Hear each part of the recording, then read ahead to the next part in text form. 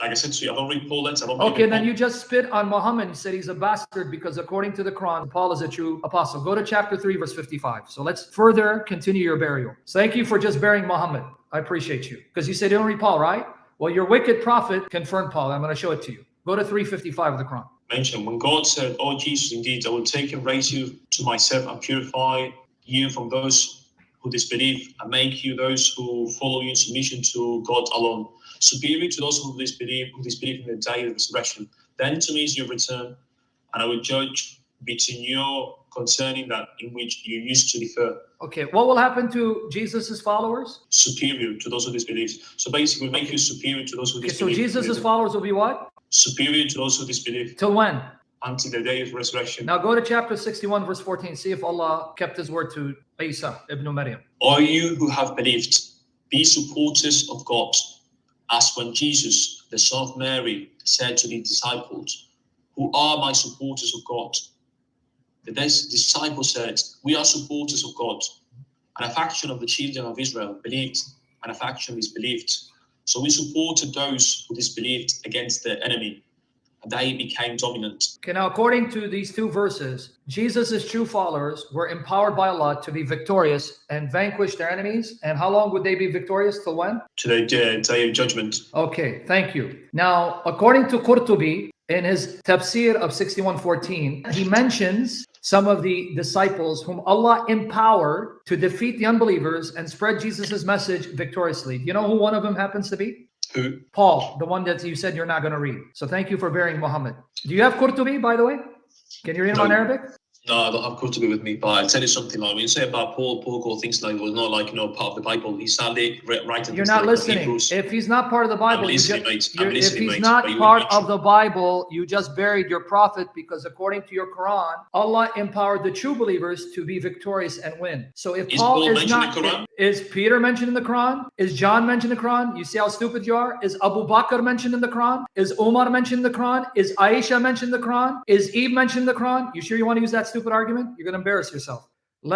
Okay, listen to my argument. Listen to my argument.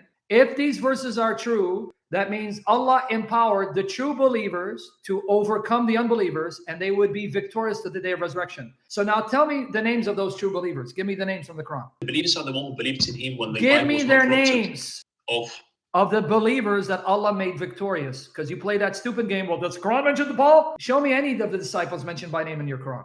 Does not mention the names of the disciples. So then how do you know who they were? How do you know who they were? It's not written in the Quran. How then am I going to know whether the Quran is giving me accurate history in the past? What do I turn to find out? It's not obligatory whether you want to believe it or you have your freedom to believe what you want to believe. Dude, my goodness, you ended up believing in it for a reason, right? So you just believed it without any historical evidence? That's how blind you are?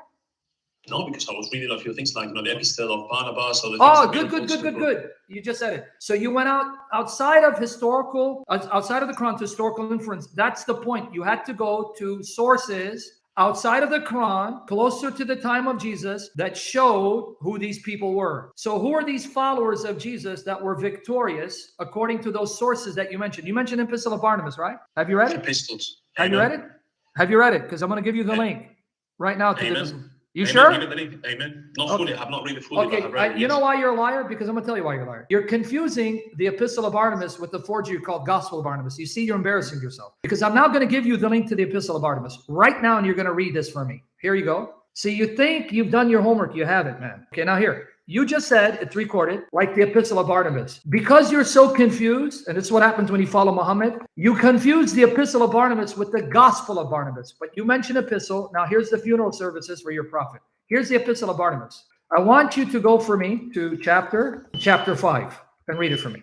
The chapter is called The New Covenant, founded of the suffering of Christ, tends to our salvation. Okay, wait. Reread it slowly. So just to make sure that I'm in the right. Yes, chapter 5. What? It says, the new covenant founded on the sufferings of Christ tends to our salvation, but to the Jews, destruction. Okay, now before you read that, I want to ask you a question. Do you believe that Jesus suffered on the cross for our salvation? No. And you mentioned Epistle of Barnabas, right? Yes. And here, Epistle of Barnabas says Jesus suffered for our salvation. Now read. Keep reading. For to this end the Lord endured to deliver up his flesh to corruption, that we might be sanctified through the remission of sins, which is effected by his blood of sprinkling. Do you believe that? Epistle of Barnabas said Jesus is the Lord who offered his flesh to corruption so that we'd be forgiven by the sprinkling of his blood. Do you believe that? For this end, the Lord, who's the Lord in here? The one who offered his flesh for the forgiveness of his sins, who shed his blood. That's Allah, Muhammad's God. Read it. It's in front of you. Don't play silly with me. It's right there. You read it in front of your eyes. Mate, I'm not playing silly. Like, you know, you have different culture, theology approach. You have like this. I didn't, friend. You mentioned Epistle of Barnabas. Don't change the subject. I just used Epistle of Barnabas to show you're a fraud. In Europe, we do things like, you know, in a respectful manner, please. Okay, so we have. Then why do you follow Muhammad? Wait. Why do you follow Muhammad when he insulted people, cursed people, and murdered them? Don't play this game with me, dude.